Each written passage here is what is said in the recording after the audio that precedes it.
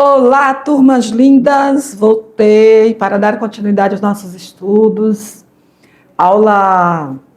Continuidade da aula 16.1, agora 17.1, sobre o tema da passagem da era da filosofia clássica para a era helenística.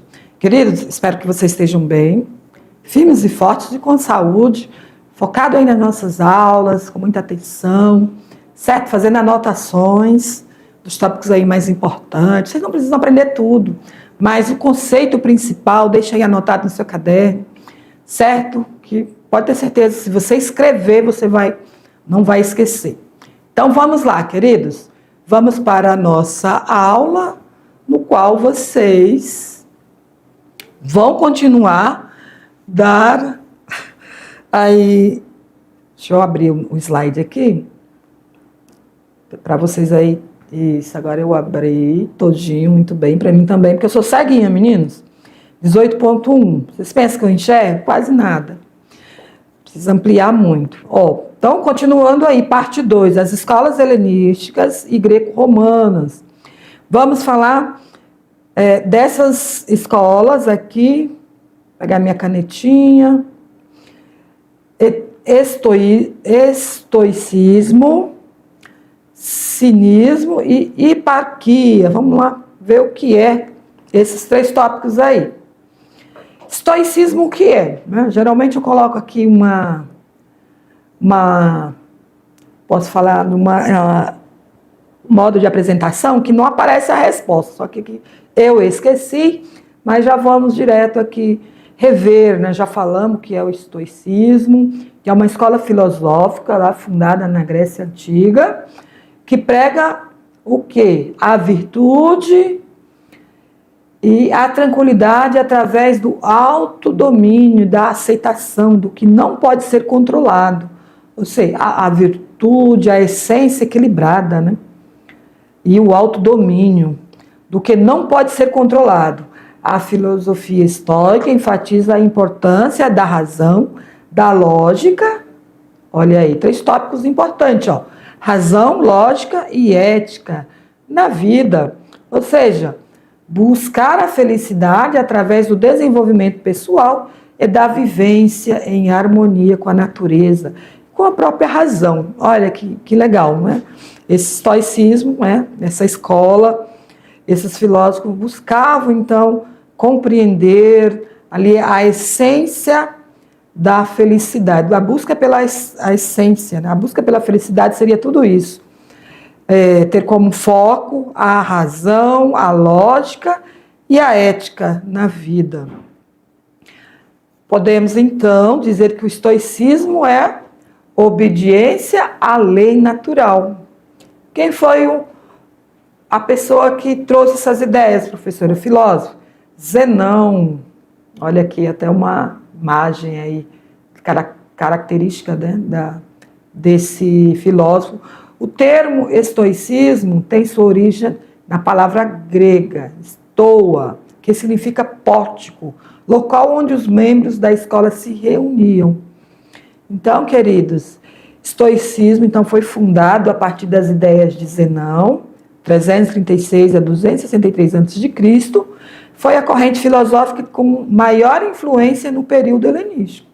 Lembram que o período helenístico, essa fusão, esse rompimento também com a filosofia clássica, ou seja, novas correntes ou novas escolas filosóficas, pensamentos foram surgindo e trazendo aí o estudo, né? Podemos dizer assim, o estudo como a busca da felicidade. Muito legal, né? Uma escola que vai trabalhar só da busca, fazer reflexões só sobre a busca da felicidade, né? Então, os representantes dessa escola, conhecido como estoicos, eles defendiam que toda a realidade existe em uma realidade racional. Todos os seres, ou os indivíduos e a natureza fazem parte dessa realidade racional. Segundo esses pensadores, o que chamamos de Deus nada mais é do que fonte dos princípios racionais. que regem a realidade. Olha aí que importante isso, né? Então, para eles, Deus nada mais é do que a fonte dos princípios racionais. Deus é racional, né? Falar que existe um Deus, isso é uma racionalidade, né? Porque vai depender, é claro, as religiões têm conceitos diferentes, modos de abordagem diferentes, mas humanamente falando, Deus, ele parte de um princípio racional, né? Zenão e os estoicos defendiam as diferenças e o autocontrole. A indiferença, na verdade. Defendiam a indiferença e o autocontrole, a aceitação dos acontecimentos da vida. Também eles defendiam as atitudes de alteridade, físico, moral, baseada em virtudes, como a resistência ante o sofrimento, coragem ante o perigo, a indiferença entre as riquezas materiais. Olha que interessante. Então, eles defendiam a atitude de alteridade. Né? O que seria alteridade física, né? Físico? Posso também dizer que a autoridade é a capacidade de se colocar no lugar do outro. Aquilo que eu não quero para mim, o mal que eu não quero para mim, a tristeza que eu não quero, a infelicidade que eu não quero para mim, também não desejo para o outro. Certo? Então, se eu puder evitar que o outro sofra, então é essa capacidade de alteridade, se colocar no lugar do outro. E todas essas formas aqui de pensamento, como resistência ao sofrimento, a ter coragem ante o perigo, ou indiferença entre as riquezas materiais, são fontes, então, para os estoicos, né? Essa busca para o conhecimento. O ideal de vida é viver de acordo com a natureza. Ela é um sólido dirigido por uma razão universal. Por último, o ideal perseguido era o estado pleno de serenidade, ataraxia, para lidar com os sobressaltos da existência, fundada na aceitação e na compreensão dos princípios universais que regem toda a vida. Muito bem, essas são as ideias aí desse filósofo Zenão. O pensamento estoico para os dias atuais. Vamos ver se nós encontramos pensamentos atuais. Os ensinamentos, então... Deixa eu voltar aqui, meninos. Espera aí que eu encostei o dedo aqui. Oferecem apoio para controlar os sentimentos, melhorando, então, a nossa qualidade de vida. Quais seriam, então, né? Como os estoicos podem ser usados nos nossos dias, ou da nossa vida? Conhecer a si, controlar a ansiedade, lidar com a insegurança, manter calma diante do caos, processar sentimentos e pensamentos negativos, ou seja, processar no sentido de controlar, né, esses sentimentos, reduzir o estresse. Olha só, meninas, só esses tópicos que eu ficaria uma semana trabalhando com vocês para tratar dessas questões aí, né, que está dentro da filosofia do estoicismo, que é fundamental para a nossa vida. Isso mesmo. Né? Ter autocontrole, autoconhecimento, independente que é um pensamento da filosofia, do estoicismo, é algo que a gente tem que aprender na vida. A escola tem que ensinar isso. Que já é uma filosofia desde lá dos primeiros anos, né? Primeiro, segundo segmento dos anos fundamental 1 e 2. Chegar no ensino médio já preparado para ter essas capacidades aí, né? De ter ali controle sobre a vida.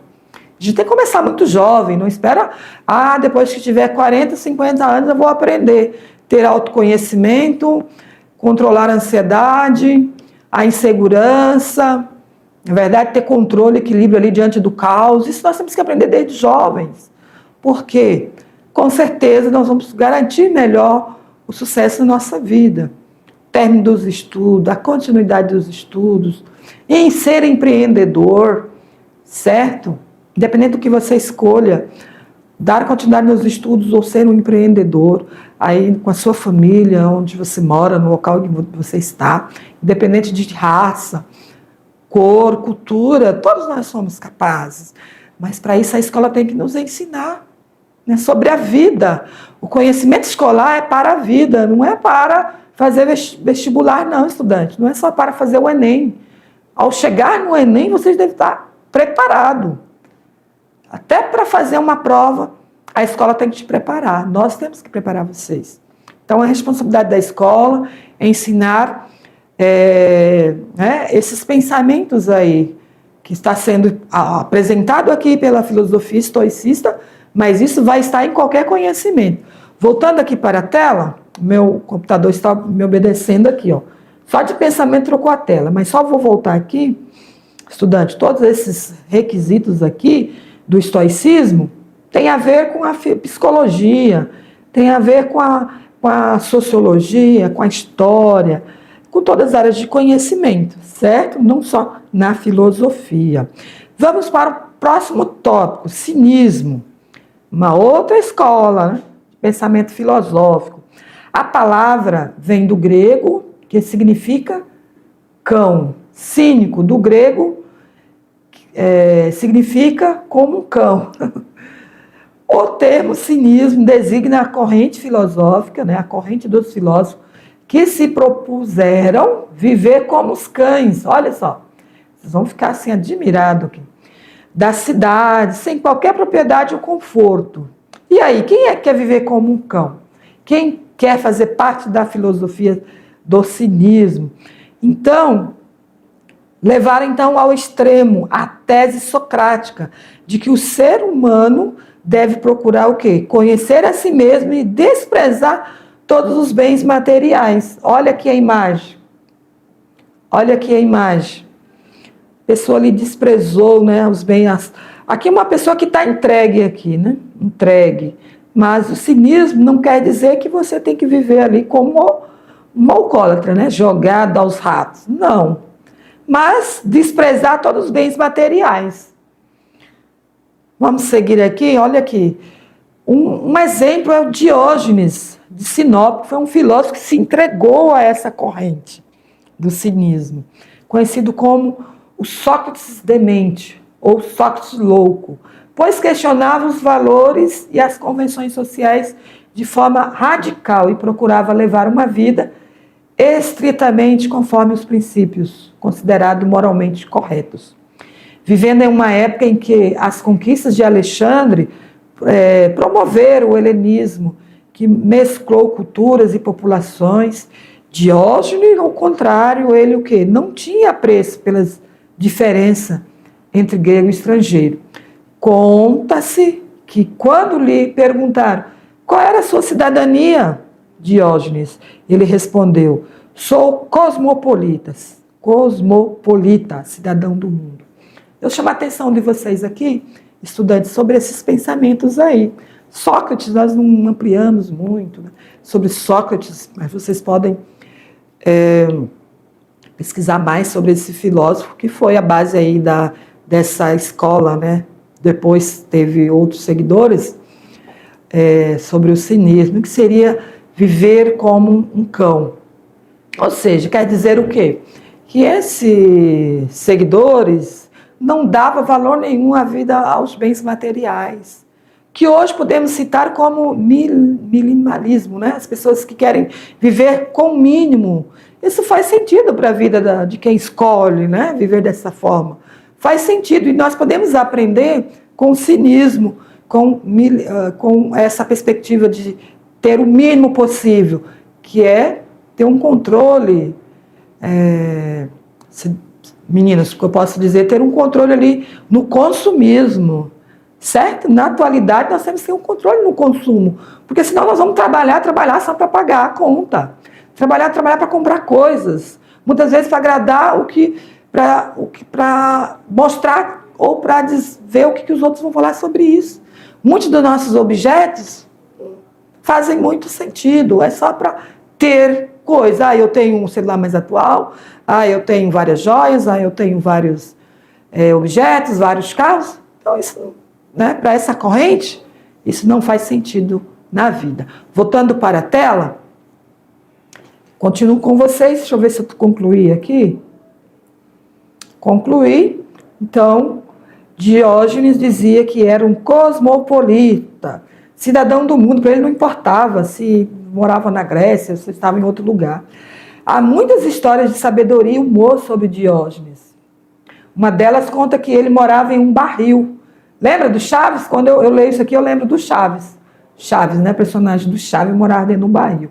E que certa vez Alexandre, o Magno, né? Lá, o Alexandre o Grande, foi visitá-lo. De pé em frente à imagem aqui, fizeram até uma escultura, duas esculturas aqui, sobre Diógenes e Alexandre. E que Alexandre perguntou assim, de pé em frente à casa, né? Alexandre perguntou-lhe se havia algo que ele, como imperador, poderia fazer ao seu benefício. Diógenes respondeu prontamente, olha, sim, pode sair da frente do meu sol. Ele estava de frente ao barril, né? Diógenes pediu, não quero nada de um imperador, só pediu, saia de frente do meu sol, que para ele ali o mais importante era o sol, a luz solar ali no seu rosto, né? Poder curtir o sol sem dever nada para ninguém. Isso é a essência, né? Para quem busca esse segmento.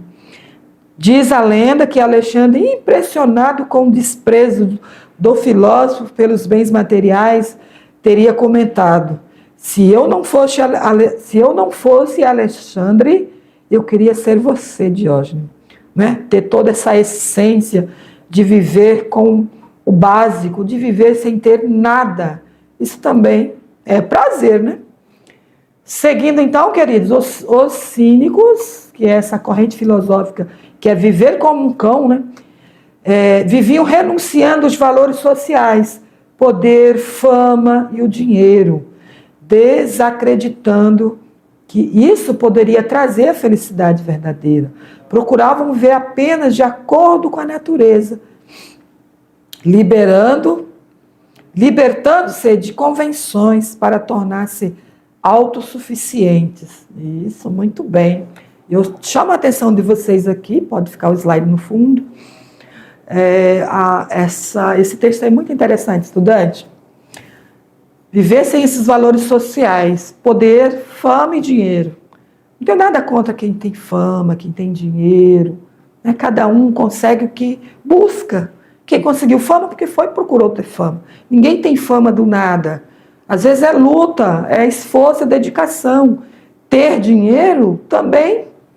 Mesmo aquele que nasceu em berço de ouro, eu falo para meus alunos pequenininhos, né, que eu trabalhei 18 anos como professora. Meus queridos, aqueles que nascem no berço de ouro, vão para a escola, precisam estudar, porque ninguém quer ficar ignorante, né? Eu tenho um monte de dinheiro, meus pais são ricos. Mesmo assim, precisa ir para a escola, precisa estudar, ter toda essa passagem que todos nós, ricos e pobres, precisamos passar. Estudar, para sair da ignorância, do mundo da sombra. Conhecimento é poder, certo? E para alcançar ali riqueza, fama, dinheiro, tudo isso também é dedicação. Mas quem não quer, não tem nada contra. Quem quiser viver de acordo com a filosofia, né, dos cínicos, tudo bem, alcançar só aquilo que é o suficiente para a vida. Não fique triste se você não tem poder, não tem dinheiro, se você não tem fama. Você é feliz, que você é você. Cada um de nós temos que ser feliz com o que somos. Mas aquilo que nós queremos, tenha certeza que precisa de dedicação. Não vem nada de muito fácil, entenderam? Então, o que a gente pode aprender com essa filosofia é que precisamos nos dedicar, precisamos buscar, sim, alcançar os nossos objetivos, sim, de financeiro, sim, de ter reconhecimento profissional. Se você é um profissional, ser o melhor. Se você é alguém que cuida das suas terras, da sua fazenda, do seu sítio, seja o melhor cuidando do seu sítio. cuidando da sua fazenda, cuidando dos seus empreendimentos, seja melhor sendo como estudante, certo? Então nós podemos sim nos dedicar, ser o melhor, mas não em função do que os outros acham, em função do que eu quero como objetivo para a minha vida, certo? O que me dá prazer e felicidade. Voltando para a tela, o computador já trouxe o texto, que ele está atendendo meus comandos mentais.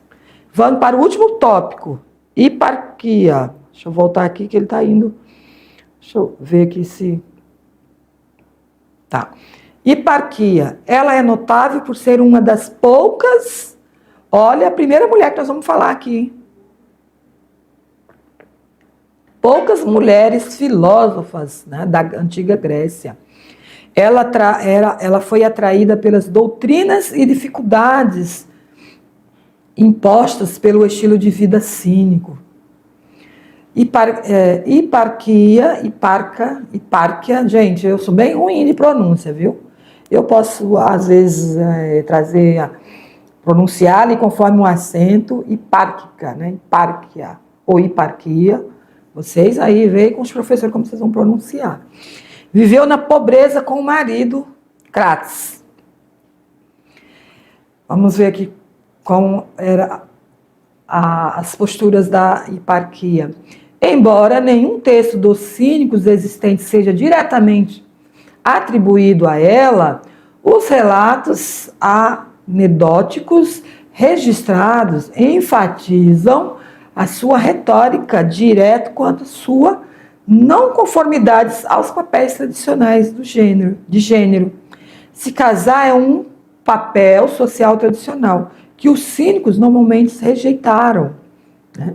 Então, ela ia contra esses pensamentos.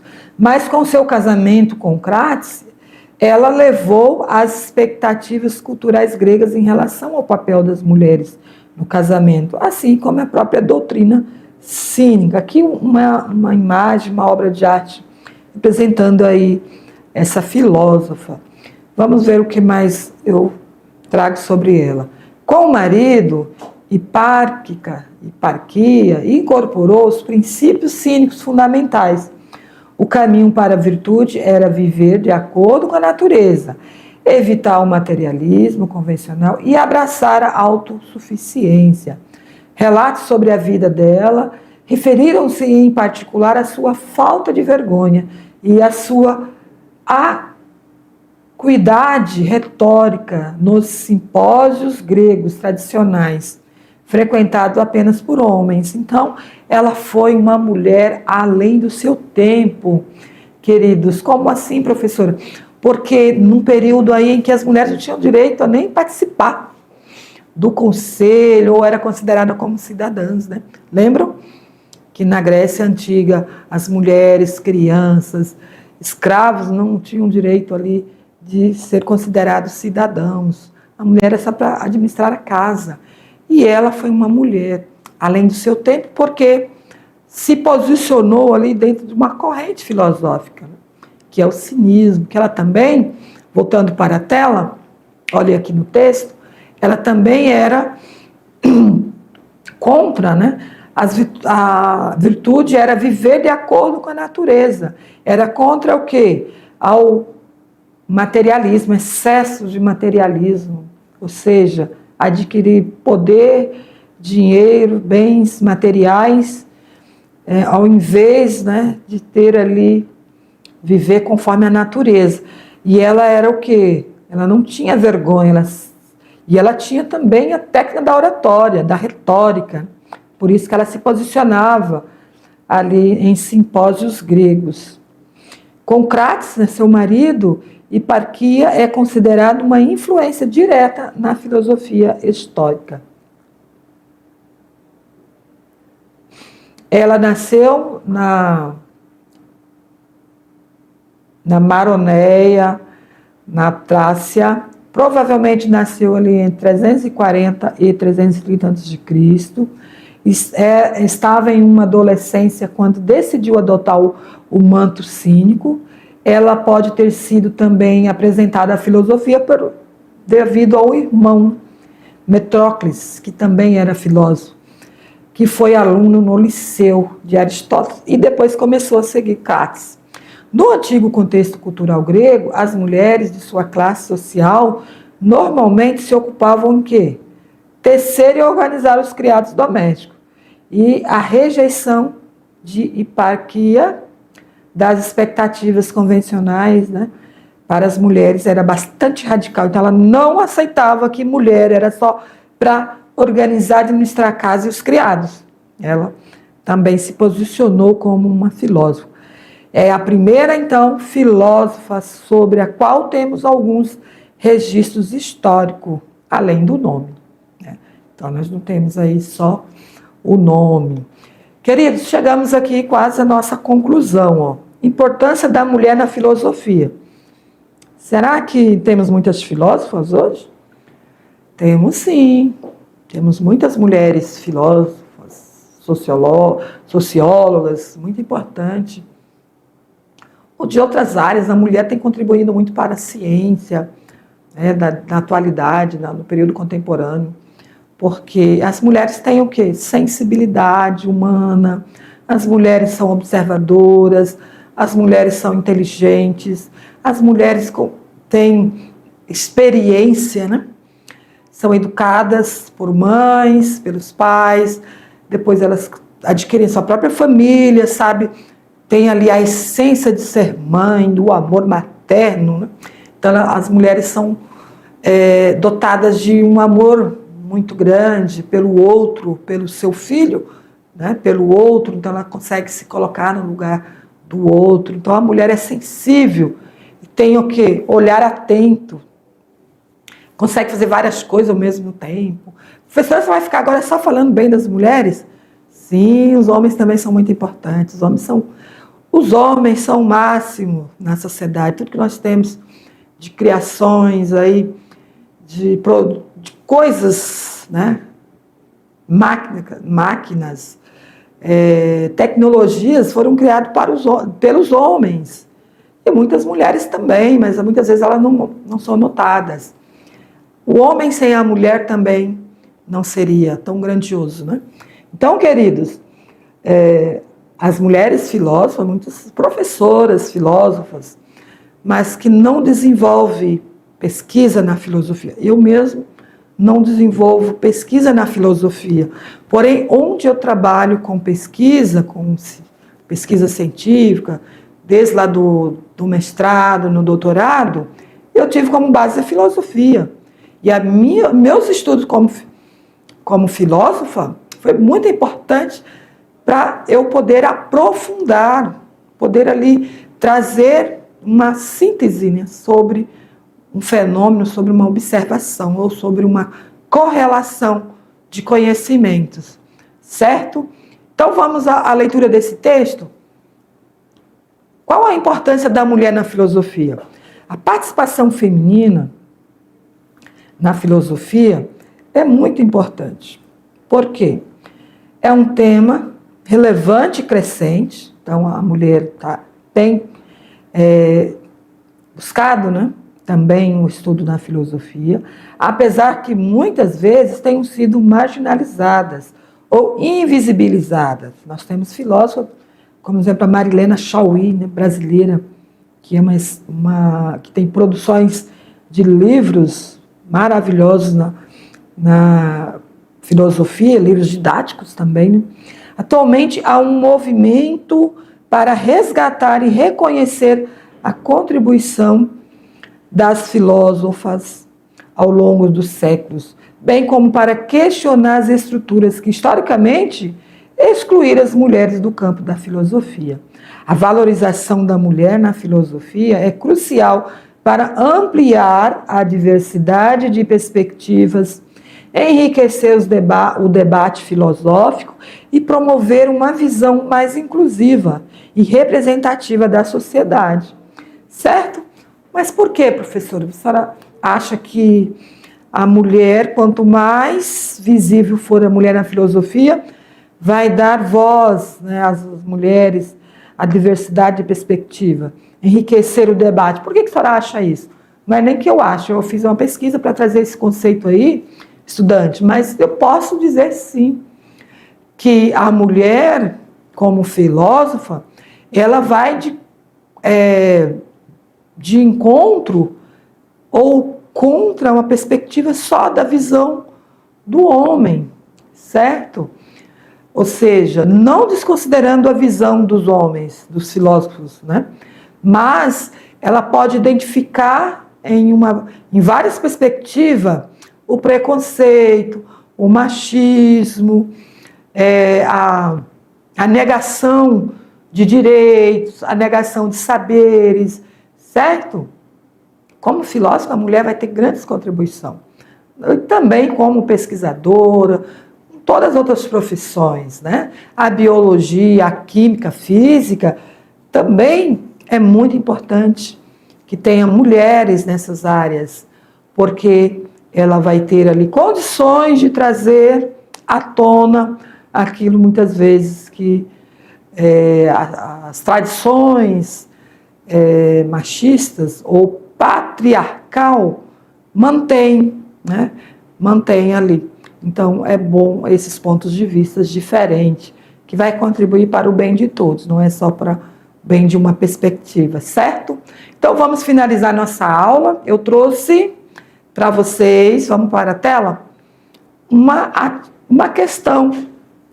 Ah, professora, dentro da aula você trouxe uma questão? Sim, para vocês acompanharem, só como espectador mesmo, a explicação da questão. Porque geralmente vocês ficam fazendo, né? Aí eu estou aproveitando, trazendo sempre uma questão do Enem, dentro do tema que eu estou trabalhando na aula. Certo, meninos? Então vamos sobre as escolas helenísticas, uma questão sobre isso. Ó. Entretanto, nosso amigo Basso tem ânimo alegre. Isso resulta da filosofia, estar alegre diante da morte, forte e contente, qualquer que seja o estado do corpo, sem desfalecer, ainda que desfaleça. Muito bem, esse é o texto, esqueci do pontinho aqui. O excerto refere-se a uma carta de Sêneca, na qual se apresenta como um bem fundamental da filosofia, promover a... Vamos ver, vamos direto à resposta. Promover a... Alternativa E. Promover a valorização de disputas dialógicas? Não. Rejeição das convenções sociais? Não. Inspiração de natureza religiosa? Não. Exaltação do sofrimento? Não. Moderação das paixões.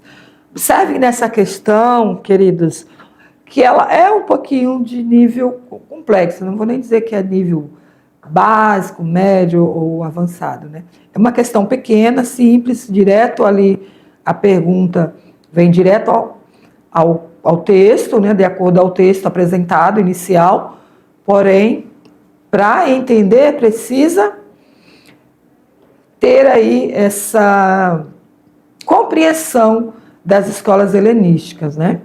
Que foi onde houve a difusão ali de várias escolas, né, da filosofia clássica. Então, a resposta é letra E. Por quê, professora, letra E? Que é moderação das paixões, né, que é o próprio epicurismo, né? Moderação das paixões seria o quê?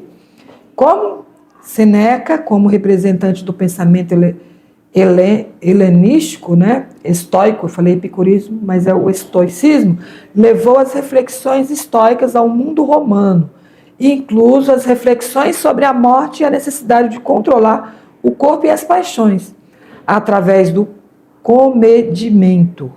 Assim, através da comédia. Né? Assim, moderar as paixões no sentido de não deixar que nos tomem e façam conosco o que bem entendem, é uma das admoestações estoicas. A ideia é não deixar com que as sensações e os sentimentos ofusquem nossa capacidade de pensar e, consequentemente, coloquem em xeque nosso controle e discernimento. Então, queridos, essa é a resposta para essas questões. Confesso que eu iria errar, tá? Eu iria errar. Eu pensei que tinha ali a marcação da alternativa, mas é uma questão que exige muito conhecimento sobre as escolas helenísticas, sobre o estoicismo, e aqui é alguém que, né, um representante da filosofia estoica, mas ainda no período romano, né? Período romano, então não tem muita informação nesse texto inicial para que a gente possa fazer essa relação, certo? Essas são as nossas referências. Então, queridos, concluindo a nossa aula, terminamos aí parte 1 e parte 2 da era, né, da passagem da era da filosofia clássica para ela era helenística. Espero que vocês tenham feito anotações, compreendido esse contexto aí político, né, contexto filosófico, na verdade, não político, filosófico, histórico, né, das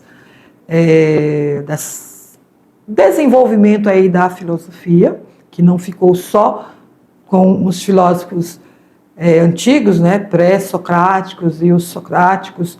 Houve, então, desenvolvimento na filosofia, rompendo ali limites com a Grécia, né, com as fronteiras ali da Grécia, ou de Atenas, né, da cidade-estado Atenas, que era muito famosa pela a filosofia, né, o desenvolvimento da filosofia, e que isso se expandiu, né, para outras civilizações, para outras culturas, para outros modos de vida, né, foram então, com base nessa filosofia clássica grega, se desenvolvendo então outros conhecimentos, e que nessas podemos constatar que nesses outros territórios, como os egípcios, também Macedônia e outros territórios, também já tinham as suas filosofias, né? Seus modos de vida, as suas percepções de mundo, forma de explicar ali a existência de Deus, seja as religiões, né, diversas, com vários deuses, enfim, a partir da sua cultura, seu modo de vida, e foram então criando essa difusão com os pensamentos clássicos gregos com os novos, né? Com dessas novas culturas, ou criando aí novos pensamentos, escolas filosóficas. E vamos continuar falando, viu, em outras aulas. E aguardo vocês, e firme aí nos estudos. Beijo, beijo, até lá.